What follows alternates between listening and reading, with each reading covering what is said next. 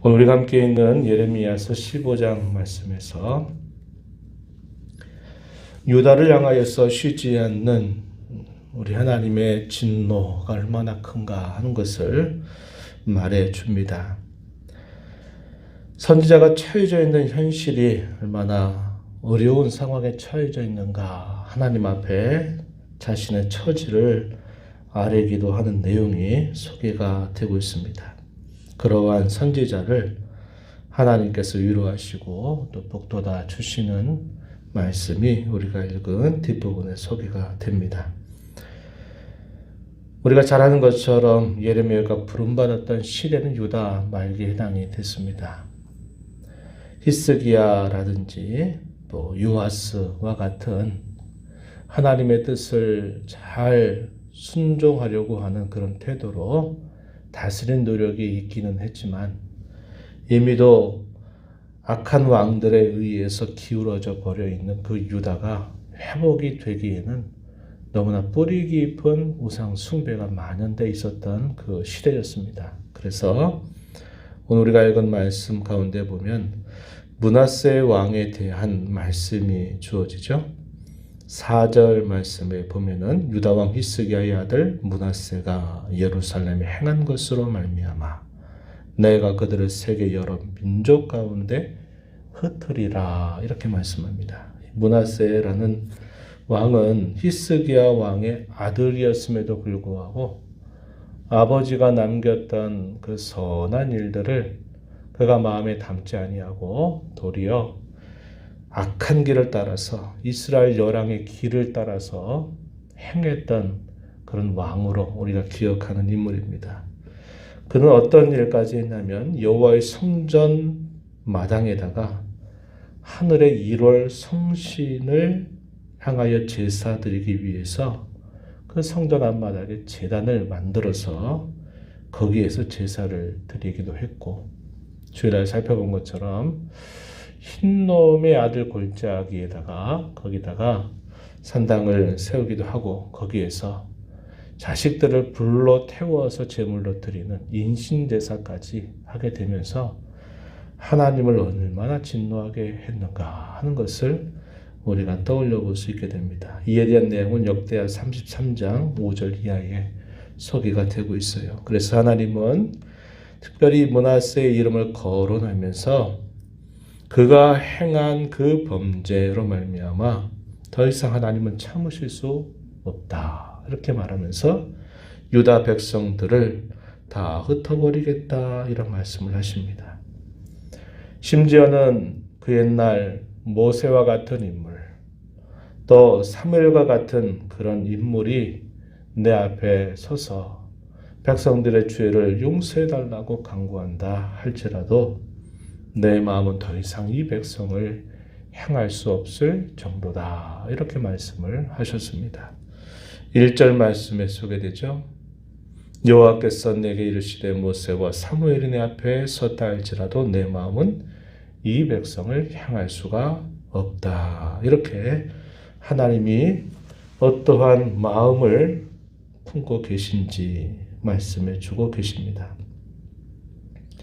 사망이, 칼이, 기근이 그들을 결국 치게 될 것이고 결국은 포로로 끌려가게 될 것에 대하여 말씀을 해 주십니다. 2절 이렇게 말하죠. 3절 가서 보면 네 가지로 그들을 벌할 것이다. 죽이는 칼, 찢는 개와 삼켜멸하는 공중의 새, 땅의 짐승으로 그들을 벌할 것이다, 이렇게 말씀합니다. 그렇게 하시는 그 이유에 대해서 6절 말씀에 보면 네가 나를 버렸고 내게서 물러갔기 때문이다. 7절에 가서 보면 하반절에 그들이 자기들의 길에서 돌이키지 아니하였기 때문이다, 이렇게 그 이유를 설명해 주고 있습니다. 그러면서 이를 행하는 이가 바로 하나님 자신임을 계속 그들에게 말하고 있다는 겁니다. 이러한 현실 속에서 선지자는 하나님 말씀을 계속 전해야만 했고, 그런 일들 때문에 그는 백성들에게 환대받는 것이 아니라 자기의 모든 동족들로부터 다 저주를 받는 일에 대단히 익숙해져 있다 하는 것을 고백하고 있습니다. 10절 말씀에 가서 보면 이렇게 말하죠. 내게 재앙이로다. 나의 어머니여, 어머니께서 나를 온 세계에 다투는 자와 싸우는 자를 만날 자로 낳으셨도다. 자신의 인생 전체가 모든 사람들이 자기를 대적하고 있는 그런 현실에 놓여 있는 자신의 처지를 이렇게 표현하고 있습니다. 구워주지도 아니했고 사람이 내게 꾸이지도 아니했는데 나와 아무런 관계가 없는 자들조차 다 나를 저주한다. 이렇게 하나님 앞에 그 자신의 처지를 고백하고 있다는 것입니다. 하나님께서 그에게 말씀하십니다. 내가 진실로 너를 강하게 할 것이다. 내가 너로 복을 받게 할 것이고 진실로 너의 원수들이 재앙과 환난을 만나게 될 때 너에게 찾아와서 너에게 도와달라고 간구하게 할 것이다. 지금은 너를 외면하고 너를 저주하는 것처럼 보여도 정말 큰 위경을 만나게 될 때, 재난을 만나게 될 때는 너에게 와서 도와달라고 너에게 도움을 요청하게 할 것이다. 이렇게 하나님이 연약해져 있는 선지자의 마음을 북돋아 주시는 것을 우리가 보게 됩니다. 반면에 당시의 죄 가운데 젖어 있는 유다 백성들을 향하여서는 이렇게 선언을 하십니다. 13절 가서 보면 그러나 내 모든 죄로 말미암아 내 국경 안의 모든 재산과 재물로 값없이 탈취를 당하게 할 것이다. 14절에 보면 내 원수와 함께 내가 알지 못하는 땅에 이르게 할 것이다 라고 하나님이 유다 백성들을 향해서 말씀을 하고 있습니다. 자신이 가지고 있는 모든 재물들을 다 빼앗기게 될 것이다. 그리고 그토록 싫어하는 원수와 함께 너는 알지 못하는 땅, 낯선 땅에 이르게 될 것이다. 즉 바벨론 포로 생활을 빗대어서 하나님이 이렇게 유다 백성들을 향하여 말씀하고 있음을 보게 됩니다. 예레미야의 처지는 애가로 계속적으로 하나님 앞에 표현됩니다. 15절부터 18절 말씀에 소개가 되는데 이렇게 15절에 말하죠. 여호와의 주께서 하시오니 원하건대 주는 나를 기억하시며 돌보시사 나를 박해하는 자에게 보복하시고 주의 오래 참으심으로 말미암아 나를 멸망하지 아니하게 하옵시며 주를 위하여 내가 부끄러움을 당하는 주를 알아주시옵소서. 이렇게 하나님 앞에 탄원을 올리게 됩니다. 자신은 주의 이름으로 일컫는 선지자임을 고백하면서 자신은 주의 말씀을 먹었을 때 그 말씀이 자기에게는 기쁨과 마음의 즐거움이 되지만은 그러나 현실은 그는 홀로 너무나 외롭게 서 있다라고 하나님 앞에 자신을 고백해주고 있습니다. 그래서 뭐라고 표현을 했냐면 17절 중간에 보면 주의 손에 붙들려 홀로 앉았사오니 이렇게 표현하죠. 18절 가서 보면 나의 고통이 계속하며 상처가 중하에 낫지 아니함은 어찌 됨이니까. 주께서 내게 대하여 물이 말라서 속이는 시내와 같습니다. 라고 이렇게 고백을 하는 겁니다. 모두가 다 자신을 향해서 외면하는 그 현실을 맞닥뜨리는 선지자의 마음은 대단히 연약해져 있는 상태였습니다. 누구에게 호소할 수도 없어요. 그의 말을 들어줄 사람이 없는 겁니다. 그는 하나님 앞에 자기의 그 속마음을 쏟아내면서 하나님께 탄원을 올리고 있는 것입니다. 그때 하나님이 그에게 응답하시는 말씀 19절부터 마지막 절까지 이어집니다. 19절 가서 보시면 네가 만일 돌아오면 내가 너를 다시 이끌어 내 앞에 세울 것이고 네가 만일 헛된 것을 버리고 귀한 것을 말한다면 너는 나의 입이 될 것이다. 그들은 내게로 돌아오려니와 너는 그들에게 돌아가지 말아라. 내가 너를 백성들 앞에서 견고한 노성벽이 되게 할 것이다. 결코 그들이 너를 해치지 못하게 내가 너를 건져주고 너를 구원해 줄 것이다 라고 하나님이 응답을 하십니다. 그래서 20절, 21절 마지막에 보면 내가 너를 악한 자의 손에서 건지며 무서운 자의 손에서 구원할 것이다 이렇게 말합니다.